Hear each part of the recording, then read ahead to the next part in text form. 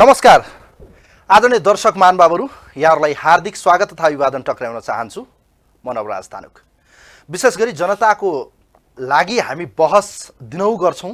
विशेष गरी जनताका सवालमा रहेर हामीले आवाज उठाउँदै आएका छौँ र यावत सवालमा रहेर पछिल्ला केही दिन यता देशमा यतिखेर भारतीय रका प्रमुख सामन्त गोयलको भेटघाटलाई लिएर राजनीति र आम जनतामा सियो चर्चो, चासो र टीका टिप्पणी हुन थालेको छ। के वास्तवमै यो नयाँ भेटघाट हो त? विगतमा पनि यस्ता भेटघाट र नेपालका हरेक राजनीतिक परिवर्तनमा भारतले सीन या अनसीन रूपमा चाहिँ नेपालको राजनीतिमा खेल्दै आएको भूमिकालाई नकार्न सकिँदैन। चाहे त्यो नेपालमा प्रजातन्त्र, गणतन्त्र, चाहे त्यो 12 बुँदे दिल्ली सम्झौतामा पनि भारतको प्रत्यक्ष अप्रत्यक्ष रूपमा सहभागिता रहँदै आएको छ। तर एकाएक भारतीय रका प्रमुखको भेटघाटलाई लिएर यति धेरै चर्चा किन भयो? वास्तवमै यी यावत विषयसँगै पछिल्लो समय कोरोना महामारीको बीचमा सरकारको उपस्थिति, सरकारले गर्नुपर्ने कयौं महत्त्वपूर्ण काम र देश किन बन्न सकेन? आम युवाहरूले अहिले पनि यही प्रश्न गर्छन्। लाखौं युवाहरू विदेशमा छन्, प्रजातन्त्र आयो, गणतन्त्र आयो, तर देश किन बनेन? वास्तवमै देशको मूल राजनीतिमा देशकै सबैभन्दा पुरानो पार्टी नेपाली कांग्रेसले यो देशमा प्रजातन्त्र, लोकतन्त्र, गणतन्त्रसँगै लिखित संविधान निर्माण गर्न बडो महत्त्वपूर्ण भूमिका खेल्यो। तर अहिले पनि प्रतिपक्षमा रहिरहँदा किन प्रभावकारी भूमिका निर्वाह गर्न सकेन? कहाँनिर अहिले प्रतिपक्ष चुक्यो? यी यावत सन्दर्भमा आज हामी विशेष चर्चा गर्दैछौँ। कुराकानीका निम्ति हामीसँग नेपाली कांग्रेसका अत्यन्त प्रभावशाली नेता, केन्द्रीय सदस्य डाक्टर चन्द्र भण्डारी आजको अतिथि हुनुहुन्छ। उहाँलाई म वेलकम गर्न चाहन्छु। भण्डारीज्यू नमस्ते, वेलकम। सन्चै हुनुहुन्छ? ठीक छ तपाईहरुलाई?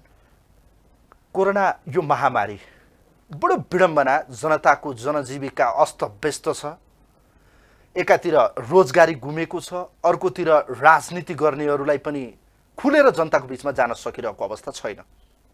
दशैं लागेको छ। यो महामारी र दशैंलाई यहाँले कसरी हेर्नु भएको छ? यहाँले पनि दशैं मनाइरहनु भयो होला। म पनि शुभकामना दिन चाहन्छु। टेलिभिजनको तर्फबाट पनि यहाँलाई धेरै धेरै शुभकामना छ। यो दशैं नमुना दशैं बन्न सक्ला आम जनताका लागि?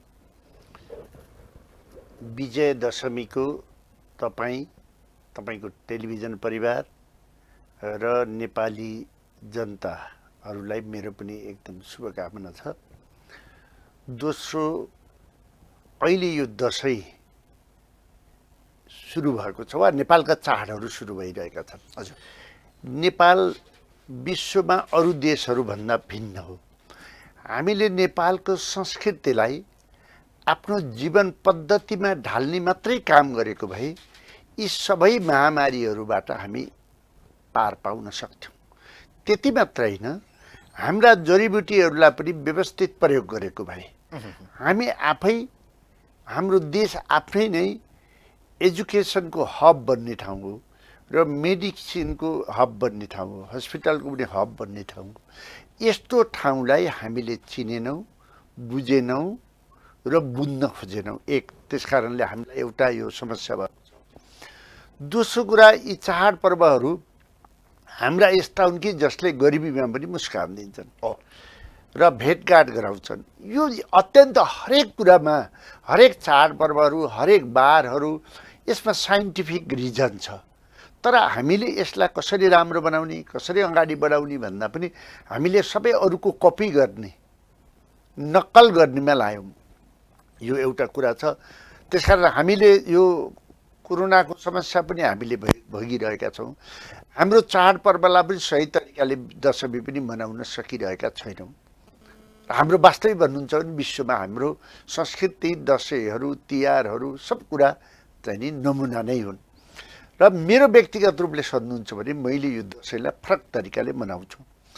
मैले 3टा कुरालाई हेर्छु। ठुला ठालु व्यक्तिहरू, पढे लेखा व्यक्तिहरू, सत्तामा आसीन व्यक्तिहरू, सम्पन्न व्यक्तिहरू, यी चाड संस्कृतिहरू आफ्नो फाइदाका निम्ति, आफ्नो खुसीका निम्ति मनाउँछन्।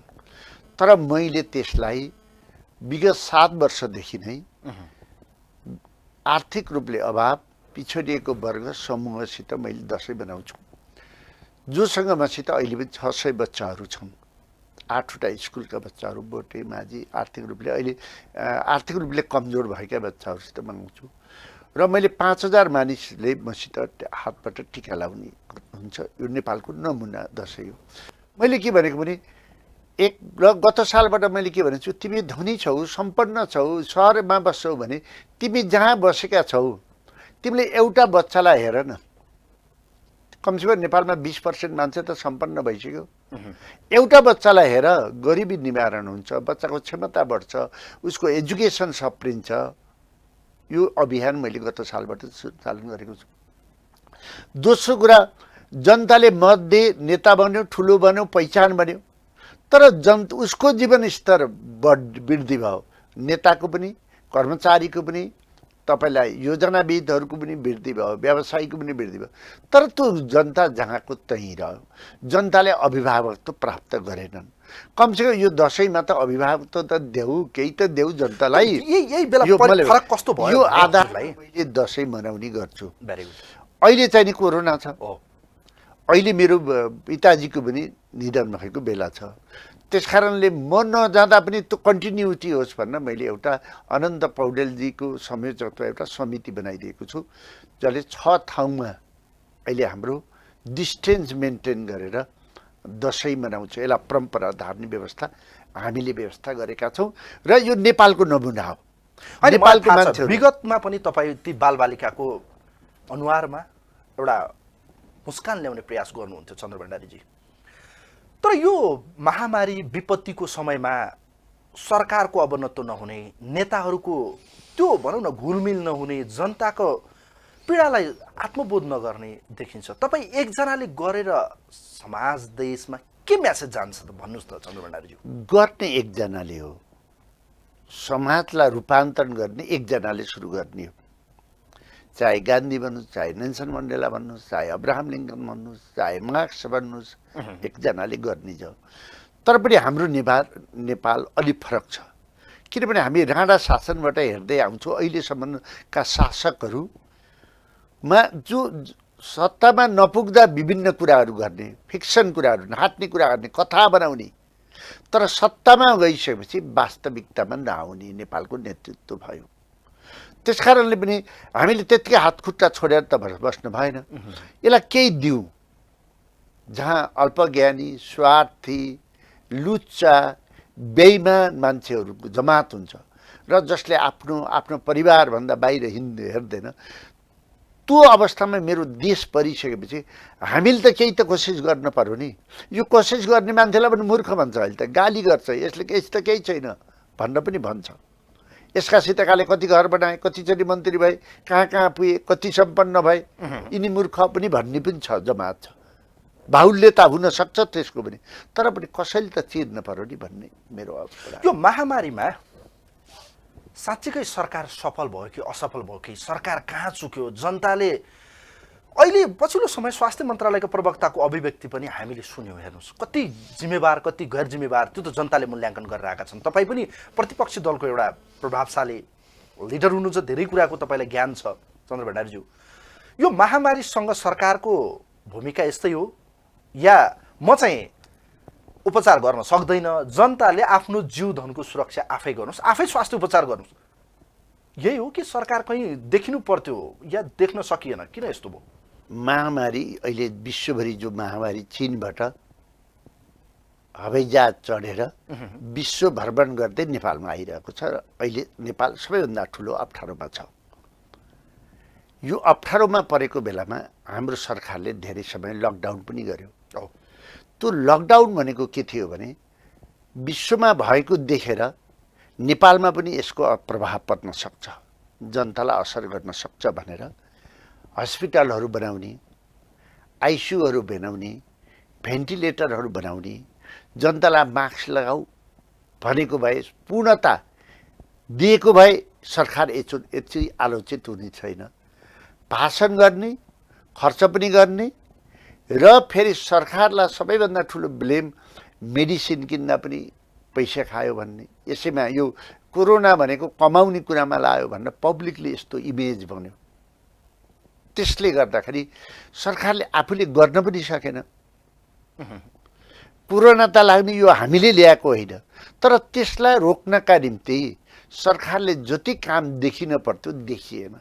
र अहिले सरकारले चाहिँ नि यो बेलामा मैले औषधि उपचार गर्न सक्दिनँ भन्दाखेरि सरकार अझ अनपपुलर भयो। हामीले के भने यो बेला जुनसुकै हालतमा पनि नेपालका नेताहरू बसेर हेर्नुहोस् तपाईँलाई एउटा हामी चाहिँ हाम्रो राजस्व तबमा जम्मा 9.5 खरब राजस्व छ। त्यो 9.5 खरब हामीले राजनीति गर्ने नेता कर्मचारी पाल्दा जाने हो। तपाईँलाई यो बेला त नेता यो यति ठुलो अवसर हो नेपालको नेताहरूलाई सरकारलाई कि 2/3 सरकार छ। मेरो देशको राजस्व जनताको ट्याक्स तलब खानीमा जानु हुँदैन। मेरो जनताले औषधि पाएन। जस्तो मैले रोकेँ चालुगत तर्फ खर्च हेर्नुहोस् त 1 खर्ब भन्दा बढी भयो। 2 खरब भन्दा बढी भयो। तर पुँजीगत खर्च 19 अर्ब मात्र छ, जम्मा 19 अर्ब हैन। यस्तो परिस्थितिमा जनताले कर पनि तिर्ने भत पनि दिने ठाउँमा पुर्याउने, तर जनता चाहिँ जहिले पनि चाहिँ सरकारको अवनत नहुने भ्रष्टाचारी नेताहरू हुने, जनतालाई किन चाहिँ घाउमा मलम लाउने काम हुँदैन चन्द्र भण्डारीजी भन्नुस्। यति बेला त सरकारले त यी नेताहरू मन्त्रीका निम्ति राजदूतका निम्ति झगडा गरेर बस्नुभन्दा त यिनीले मेरो देशको हामीले बनाएको स्ट्रक्चर ठुलो भयो, यो संसद अब घटाउनु पर्छ, जनताको ट्याक्स खाएर बोका पाले चाहिँ पाल्ने ठाउँ होइन है, 101 संसद बनाउनुतिर लाग्न पर्छ।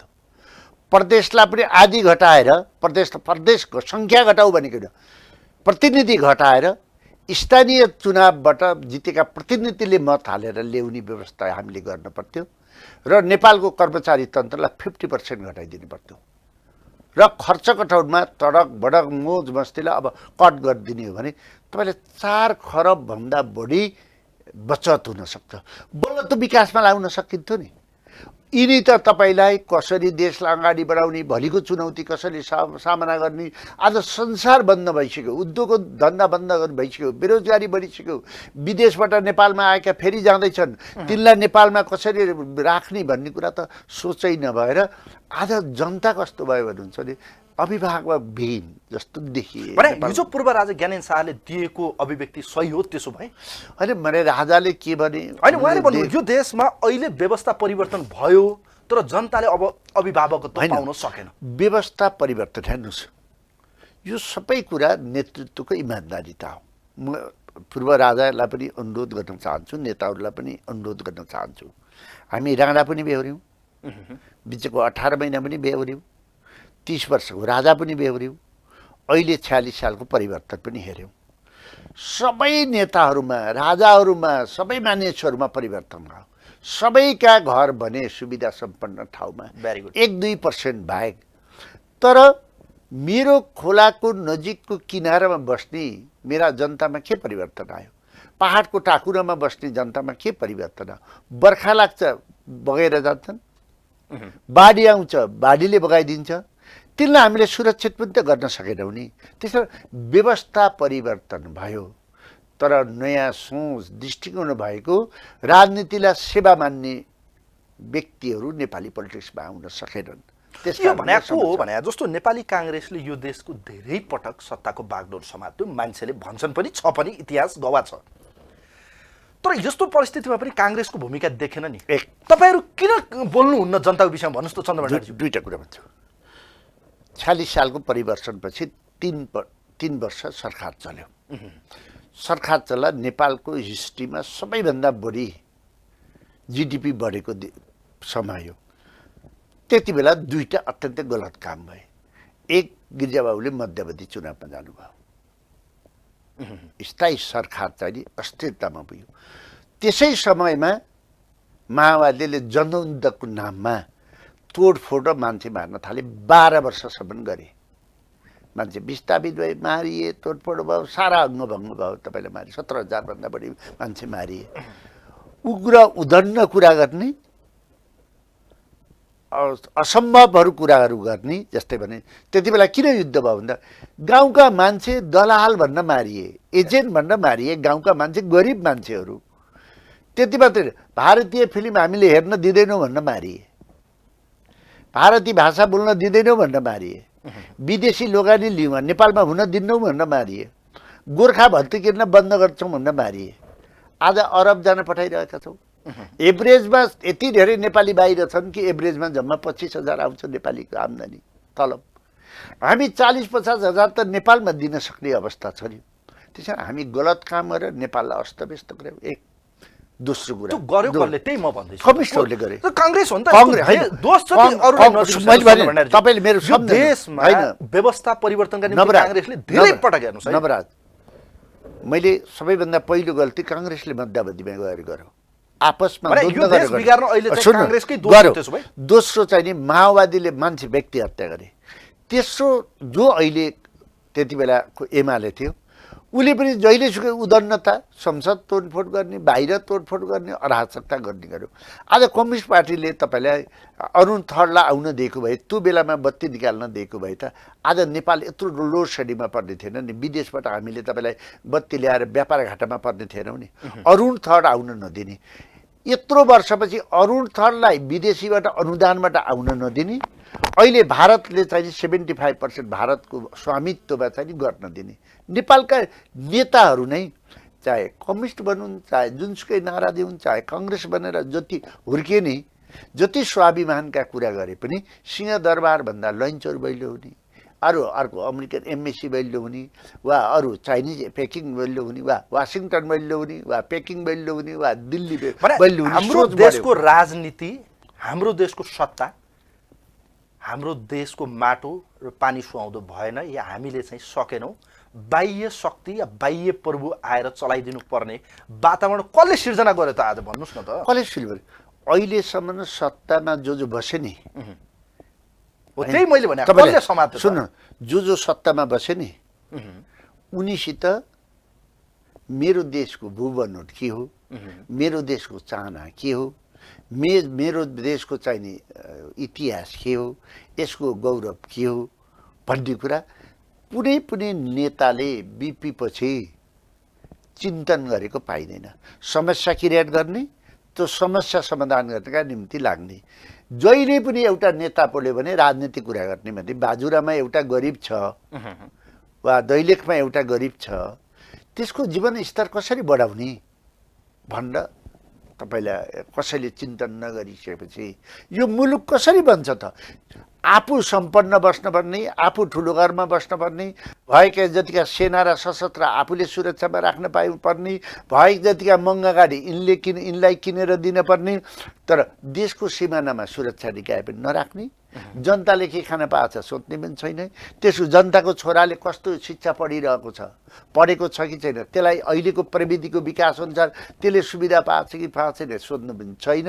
स्कुल खुलेको छ, आफ्ना कलेज खुलेको छ, आफ्ना बस राखेको छ, आफ्ना प्लेन किनियो छ, कहाँ जान्छ त? व्यक्तिवादी राजनीति, स्वार्थवादी राजनीति, स्वार्थवादी राजनीति हाबी भयो। अब पार्टीहरू त तपाईँले जस्तो तपाईँले लैनचोरको कुरा गर्नुभयो, विभिन्न दूतावासको कुरा गरिरहँदा 2-3 दिन पहिलेको मात्रै कुरा भनौँ, बिहिबार, आज हामी शुक्रबार फुलपातीको दिन कुराकानी गरिरहँदा बिहिबार मात्रै भारतीय रका प्रमुख सामन्त गोयल स्वदेश फर्किसक्नु भएको छ। विशेष विमान मार्फत नेपाल आउनुभयो, सिधै गएर उहाँले प्रधानमन्त्रीलाई भेट्नुभयो।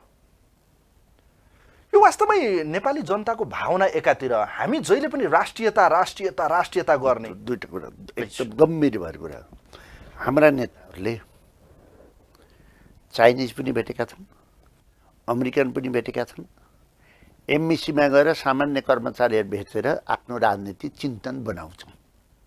हाम्रा नेता एमएसीमा चुनावमा पैसा माग्न पनि जान्छन्, भेरी गुड, उम्मेदवार माग्न पनि जान्छन्, मन्त्री माग्न पनि जान्छन्, फल्नालाई हराइदिन भन्न पनि जान्छन्। यसमा यो नेपालमा लुकेकै छैन। जतिसुकै मयुम भन्ने ठुला नेता कुरा गरे पनि, रातिमा दिउँसोमा फरक भए पनि, विभिन्न पार्टीमा भए पनि रातिमा धेरै जसो एकै ठाउँका बन्छन्, चाहे खानाका निम्ति होस्, चाहे दलाली गर्नका निम्ति होस्। हामीले यसबाट मुक्त हुनुपर्छ भन्ने हो। जहाँसम्म भारतीयको कुरा भयो, जस्तो इन्टरनल कन्फ्लिक्ट हुँदाखेरि चाइनिज एम्बेसडर विभिन्न ठाउँमा भेट्नुभयो, त्यति बेला पनि यही विरोध भयो। अब भारतीय रहेको प्रमुख नेपालमा आएर प्रधानमन्त्रीलाई भेट्नुभयो भन्ने जुन कुरा छ, मेरो भनाइ के हो भन्नुहुन्छ, नेपालको विदेश नीति राम्रो छैन। जस्तै प्रधानमन्त्री भइसकेपछि भारतको रहेको प्रमुख आउँदैछ भने आफ्नो परराष्ट्र मन्त्रालय, आफ्नो रक्षा मन्त्रालय, उनीहरू आउँदैछन् के कुरा गर्छन्, होमवर्क गर भनेर गरेको भए, वा अरू चाइनिज आउँदा, वा अमेरिकन आउँदा, युरोपियन आउँदा, यो सिस्टम डेभलप गरेको भए नेता पनि आलोचित हुन्थेन, देश पनि कमजोर हुन्थेन, पारदर्शी पनि हुन सक्थ्यो, नेताहरूपट्टि अविश्वास पनि हुन्थेन। त्यसकारण हाम्रो अहिलेका वर्तमान कुनै पनि नेताहरूसँग त्यो क्षमतै छैन, त्यो सोच छैन, त्यो चिन्तन। फर एक्जाम्पल, कम्युनिस्ट पार्टीले चुनाव जित्यो, जितिसकेपछि केपी ओलीजीको निमन्त्रणामा शेरबहादुरजी प्रधानमन्त्री हुँदा सुषमा स्वराज परराष्ट्र मन्त्री नेपाल आउनुभयो। नेपालमा सरकारले के भन्यो भने सुषमा स्वराज नेपालमा आउने हामीलाई थाहै छैन भन्यो। भारतको विदेश मन्त्री नेपालमा आउँदा, केपी ओलीजीको निम्तामा आउँदा नेपाल सरकारलाई थाहा छैन भनेपछि मैले रिपोर्टर्स क्लबमा के भने यदि म देशको प्रधानमन्त्री हुने हुन्थ्यो भने सुषमा स्वराजलाई मैले आउन दिन्थेन। आएको भए केपी ओलीजीलाई नजरबन्दमा राख्ने, मैले भेट्न दिन्थेन। यति हिम्मत नहुनेहरूले अब देश चलाउन सक्दैनन्। आज शेरबहादुरले, केपी ओलीले शेरबहादुरजी हुँदाखेरि तपाईँलाई सुषमा स्वराजको पसल थाप्ने हो भने, शेरबहादुरजी अपोजिसनको लिडर हुँदा मोदीको पसल थाप्यो भने यो देश कहाँ जान्छ? त्यसकारण यो गलत बाटो नहिँड। मैले यो भने त्यति बेलै भनेको भारतलाई जिताउन हामी चाहिँ बडो जेल गर्छौँ। मैले अहिले पनि भन्छु, अहिले हेर्नु न, विपुल लिम्पियाधुरा कालापानीको विवाद यथावत छ, नक्सा जारी भयो तर चाहिँ त्यो नक्सा सार्वजनिक भएन। हेर्नुहोस्, भनौँ न सदनमा उहाँहरूले चाहिँ त्यो छापहरू नै बाहिर ल्याउनु भयो, निशान छापहरू, तर पनि यो रोकियो। यसलाई संक्षिप्तमा हामीले त्यो नक्सा पास गरेको त मेरो भूमि हो भनेर क्लेम गर्नु पर्थ्यो, सर्वसम्मत पास भएको। यसलाई अनर्थ लिनु हुँदैन। अब डाइलगमा जाला, डाइलगमा गएर सकेन भने भारतले सुगौली सन्धि मान्दैन भने हामी ग्रेट नेपालमा जान्छौँ। मैले सकिनँ भने अर्को पुस्ताले ल्याउँछ नि। तपाईँले नेपालीको इतिहास चिन्नुहोस् भनेको किनभने सेकेन्ड वर्ल्ड वारमा वीर गोर्खाली नाम प्राप्त गरेको अहिलेको नेताहरू कमजोर भएर ग्रेट नेपालमा जान्छ। यसमा हामी डराउनु पर्दैन। दोस्रो कुरा हामीले के भने भारतसित जति बेला पनि कुरा गर्ने, कोही नेपाली भन भनेको, कोही भारतले अकुपाई गर्दा नबोल्ने, कोही चाइनाले अकुपाई गर्दा नबोल्ने। अस्ति परराष्ट्र मन्त्रीको तपाईँले सुनिहाल्नुभयो। भन्दा त तिमी नेपाली भन, तिम्रो भूमिको रक्षा गर, तिमीलाई के मतलब? यो आधारमा फरेन नीतिमा तिमी, विदेश नीतिमा तिमी एक ठाउँमा उभ, सबै राजनीतिक पार्टीहरू एउटा पोलिसी बनाऊ, कसैको दलाल नभन भन्न। ओके, अब म यहाँनिर दुईटा प्रश्न संक्षिप्तमा राख्छु, सँगसँगै जोडिएको विषय पनि हो। युवाहरू विदेशमा छन्, अहिले यस्तो महामारी छ, देशप्रति अहिले स्वदेशभन्दा विदेशमा बस्ने युवाहरूमा बढी चिन्ता देखिन्छ। हेर्नुहोस्, हरेक देशको परिवर्तनमा युवाको श्रम होस् या उहाँहरूको चाहिँ क्षमता होस् या उहाँहरूको तागत होस् या उहाँहरूले गर्ने हरेक किसिमका चाहिँ परिवर्तन, क्रान्ति, प्रतिक्रान्तिमा उहाँहरूकै योगदान ठुलो रहन्छ। युवाहरूले के भन्छन्, अहिले आम जनताको एउटा पर्सेप्सन पनि हो, प्रजातन्त्र, गणतन्त्र, लोकतन्त्र आयो तर देश बनेन, हाम्रो देश कहिले बन्छ, को हो त्यो बनाइदिने नेता? यिनै हुन् या फरक हो? यिनै दल हुन् या अर्को दल हो? को हो बनाइदिनु पर्ने, या त राजा नै चाहिने हो? यो प्रश्न आम जनताको प्रश्न हो चन्द्र बेनर्जी। होइन, बनाउने हामीले नै हो, सुधार्ने यिनी पार्टीलाई नै हो, विकास गर्ने सबै मिलेर नै हो। यी तिनटै कुरा हुन्। एक। दोस्रो कुरा, विदेश गइसकेपछि, देश छोडिसकेपछि अहिले नयाँ कन्सेप्ट विश्वमा विकास भएको छ, नेसनलिजम एन्ड ग्लोबलाइजेसन। नेसनलिजमको कन्सेप्टलाई ग्लोबलाइजेसनले ध्वस्त बनाइदिएको छ। माइग्रेसनको कारणले गर्दा पहिचान, भाषा, संस्कृति यो नेसनलिजममा परिणत भएको छ। जहाँ बसेर पनि आफ्नो धर्म, संस्कृति मनाउने चलन छ। त्यस कारणले यो फरक भएको छ पहिलाको हाम्रो सोचाइभन्दा। अहिले हामी जे कुरा गरिरहेका छौँ यो पुरानो पाठ्यक्रमका कुरा गरेका छौँ। विश्व चेन्ज भएको छ। तर कोरोनाले फेरि सङ्ग्राएको छ, साँगुरो बनाइदिएको छ। र फेरि कोरोनाले अर्को पनि के काम गरेको छ भन्नुहुन्छ भने नेपालमा कोरोना हुँदा त विश्वमा फैलिँदो रहेछ नि, चाइनामा हुँदा त विश्वमा फैलिँदो रहेछ नि, अमेरिकामा सबैभन्दा अहिले बढी भएको छ नि, म मात्रै धनी भएर हुँदो रहेछ, गरिबकोलाई पनि हेर्न पर्दो रहेछ, त्यो रोग जान्छ भन्ने कुरा पनि यसले ग्लोबलाइजेसनले यो टेक्नोलोजीको विकासले सिकाएको छ। तर यिनै नेताहरूले गर्छन्, यिनी नेताहरूले गर्न सक्दैन। अन्त्यमा यो देशको भविष्य के छ, कस्तो देख्नुहुन्छ? अवस्था यस्तो छ, देशी विदेशी चलखेल छ, अन्त्यमा यो देश अब कतातिर जान्छ होला? देशप्रति हामी युवाहरू, विशेष गरी हामी जस्तै लाखौँ युवाहरू अहिले विदेशमा पनि देशप्रतिको माया, सद्भाव, सपना हामी पनि बोकिरहेका छौँ। यो देश कतातिर जाँदैछ चन्द्र बेनर्जी? यो देशको भूबनोट अत्यन्तै राम्रो छ। यो देशको प्राकृतिक स्रोत र साधन राम्रो छ। यो देशलाई अगाडि बढाउने नेतृत्व अत्यन्त कमजोर छ र पार्टीगत रूपमा विभाजित छ। यसलाई हामीले अब नेपालको भूगोल अनुसारको प्लानिङ, जस्तै भन्नुहोस् एकीकृत बस्ती र सुरुङ मार्गको हामीले विकास गर्नुपर्छ। दोस्रो चाहिँ नि जलस्रोतसित जनतालाई जोड दिनुपर्छ, जनतालाई सेयर गराइदिनुहोस्। सुदूरपश्चिममा सबै हाइट ठुला नदी तपाईँकोतिर छ, जनतालाई जोड दिँदा बित्तिकै सबैभन्दा धनी तपाईँलाई हुन्छ। अहिले रसुवामा साना घर छन्, त्यही तपाईँलाई यो हाई मेगावाट बत्तीले कति धनी भएको छ मान्छे, जोड दिनुहोस्। तपाईँको संस्कृति संसारलाई यसले जोड्न सक्छ। संस्कृति यति राम्रो छ। मैले पहिला पनि निवेदन भने गरिबीमा पनि यसले मुस्कान दिन सक्ने हाम्रो संस्कृति छ। त्यस्तै पर्यटन क्षेत्र हाम्रो यस्तै छ। त्यस्तै हाम्रो राजनीति हामीले सुधार्नुपर्छ। राजनीति सुधार्न एउटा मात्रै काम गर्नुपर्छ। हाम्रा संस्थाहरू, हाम्रो व्यवस्थापिका, कार्यपालिका, न्यायपालिका, कार्यपालिका र न्यायपालिका इन्डिपेन्डेन्ट हुन पर्यो। ल एन्ड अर्डर लागू हुन पर्यो। अहिले देखिएका जुन लोकतन्त्रलाई लुटतन्त्रमा परिणत गरिएको छ नि, यसलाई जेल हाल्ने बित्तिकै त नयाँ नेतृत्व आउँछ, नयाँले गरिहाल्छ नि। त्यस कारण ल एन्ड अर्डरले काम गर्ने बित्तिकै यो मुलुक फड्को मार्छ। धेरै धेरै धन्यवाद र विजयादशमीको धेरै धेरै शुभकामना पनि दिन चाहन्छु। स्टुडियोसम्म आइदिनु भयो, आभार व्यक्त गर्न चाहन्छु यहाँप्रति। तपाईँलाई पनि धन्यवाद, तपाईँको यो टेलिभिजन परिवारलाई पनि धन्यवाद र विजयदशमीको सबैलाई हामीले यो संस्कृतिलाई हामीले व्यवहारमा परिणत गर्ने बित्तिकै हरेक महामारीसित हामी जुझ्न सक्छौँ। त्यसअनुसार यो कोरोनासित पनि जुझ्न सक्छौँ र सबैले मास्क लगाएर आफूले केयर गरेर, सरकारले गरेन भन्न मात्रै होइन, आफूले पनि केयर गरेर बच्नको निम्ति, सक्षम बन्नको निम्ति दुर्गा माताले यो शक्ति प्रदान गरून् भन्ने मङ्गलमय शुभकामना व्यक्त गर्न चाहन्छु। धेरै धेरै धन्यवाद। आदरणीय दर्शक महानुभावहरू, आजको यो विशेष जनताका लागि बहसमा हामीसँग विशेष अतिथिको रूपमा नेपाली काङ्ग्रेसका अत्यन्तै प्रभावशाली नेता, बौद्धिक व्यक्तित्व, जो देश र जनताप्रति बडो इमान्दारितापूर्वक र सबै सक्षम युवाहरूको लागि एउटा राष्ट्रभक्त आवाज डाक्टर चन्द्र भण्डारी आजको अतिथि हुनुहुन्थ्यो।